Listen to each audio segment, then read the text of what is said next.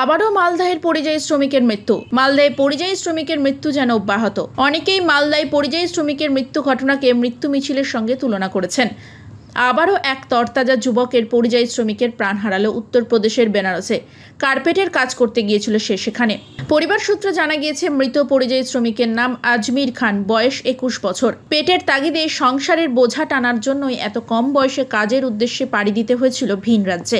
ভেবেছিল ভালো উপার্জন করে পরিবারের দুঃখ ঘোচাবে, কিন্তু আসলো দুঃসংবাদ। মৃত্যুর খবর পেয়ে বাড়ির লোকজনের পা থেকে মাটি সরে যাওয়ার মতো অবস্থা। হাউমাউ করে কাঁদতে থাকে গোটা পরিবার। এমনকি স্থানীয় মানুষজনও শোকস্তব্ধ। পরিবার সূত্রে জানা গিয়েছে, মালদার কালিয়াচক ব্লকের চৌকি মির দাদপুর অঞ্চলের শ্যামপুর এলাকার বাসিন্দা আজমির খান উত্তরপ্রদেশে কার্পেটের কাজ করতে গিয়েছিল। সবই ঠিকঠাক ছিল। রাত্রে ঘুমোতে যাওয়ার আগে বাড়ির লোকজনের সঙ্গে ভিডিও কলে কথাও বলে সে। ঘুমানোর পর গভীর রাত্রে হঠাৎ অসুস্থ হয়ে পড়ে তরতাজা যুবক আজমির খান। চিকিৎসককে খবর দেওয়া হয়। চিকিৎসক বাড়িতে আসতে আসতেই প্রাণ হারায় আজমির খান। পরিবারে রয়েছে 2 বোন, দাদা ও বৃদ্ধ মা বাবা। কিভাবে চলবে সংসার, কিছুই বুঝে উঠতে পারছে না সকলে। পরিবারের মাথায় যেন আকাশ ভেঙে পড়েছে। অথই চলে গোটা পরিবার। সরকারি সাহায্যের আশার দিকে তাকিয়ে বৃদ্ধ মা বাবা। নিথর মৃতদেহ ইতিমধ্যেই উত্তরপ্রদেশ থেকে রওনা দিয়েছে বাড়ির জন্য।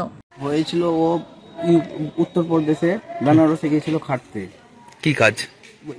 কার্পেটের কাজে। আচ্ছা, কার্পেটের কাজে যাওয়ার পরে কিছুদিন মাত্র হয়েছে, 20-22 দিন মাত্র হয়েছে। বাড়ির অবস্থা খুব ভালো না, পেটের দায়ে অতিরিক্ত অবস্থা খারাপ হয়েছে ওদের। একটা বাবার ও খাটনেওয়ালা ছিল। এখন বর্তমানে কেউ নাই ওর আশেপাশের মধ্যে। রাত্রেবেলা ওর বাবা মার সঙ্গে ভিডিও কলে কথা বলেছে। ভিডিও কলে কথা বলার পরে তারপরে মোটামুটি 1টার সময় ওকে বুকে ব্যথা উঠেছে।